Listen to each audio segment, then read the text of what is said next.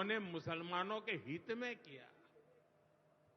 मैं जरा ऐसे सभियों से पूछना चाहता हूं, वोट बैंक के भूखे इन राजनेताओं से कहना चाहता हूं, अगर सच्चे अर्थ से आपके दिल में मुसलमानों के लिए थोड़ी भी हमदर्दी है तो कांग्रेस पार्टी अपने पार्टी के अध्यक्ष मुसलमान को बनाए। क्यों नहीं बनाते भाई? संसद में टिकट देते हैं, 50% मुसलमानों को दो। जीत करके आएंगे तो अपनी बात बताएंगे, लेकिन ये नहीं करना है।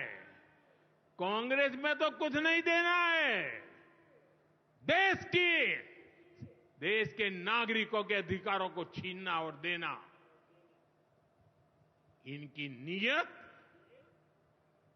किसी का भी भला करने की कभी नहीं रही, मुसलमानों का भला करने की भी नहीं रही।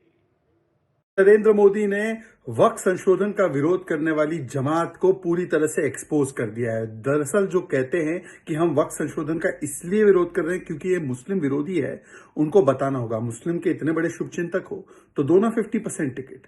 मुस्लिम के इतने बड़े शुभचिंतक हो तो बनाओ ना पार्टी के अध्यक्ष को मुसलमान, बनाओ ना मुख्यमंत्री या प्रधानमंत्री का दावेदार मुसलमान। बनाना नहीं है। दरअसल वक्फ संशोधन का जो कानून है वो गरीब मुसलमानों के अधिकार के लिए, पसमानदा, बेवा, यतीम, मुस्लिम महिलाएं, इनको पहली बार अधिकार मिलेगा। मतलब सामाजिक न्याय साधा जाएगा। से संविधान की सुरक्षा होगी। जो वक्फ अतिक्रमण करता है, कभी फार्मर्स की लैंड पर, कभी ट्राइबल्स की लैंड पर, कभी किसी और प्रॉपर्टी पर, असीमित ताकत है जो उसके पास, जो अतिक्रमणकारी ताकत है, जो कब्जा करने की मानसिकता है। 1500 साल पुराना मंदिर हो या महाकुंभ की जमीन हो या पार्लियामेंट हो या ईडन गार्डन्स हो, वो अब थम जाएगी। तो सामाजिक न्याय और संविधान की सुरक्षा, ये तो दोनों ही आंबेडकर जी के विषय है।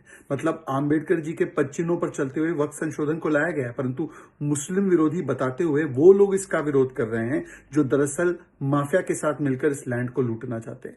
मुसलमानों की चिंता होती तो गरीब पसमानदा मुसलमानों को, आगा खानियों को, महिलाओं को उनका अधिकार देते। पर शाहबानू से शायरा बानू तक जब भी कोई सुधार की बात होती है, मुस्लिम महिलाओं को ताकत देने की बात होती है, पसमानदा को ताकत देने की बात होती है, तो ये कुछ मुसलमानों के साथ मिलकर कांग्रेस और उसका इकोसिस्टम केवल और केवल ये कदम उठाता है जिसमें कि बहाना बनाकर भड़काता है, आग लगाता है और दंगे फैलाता है, जैसे बंगाल में हो रहा है।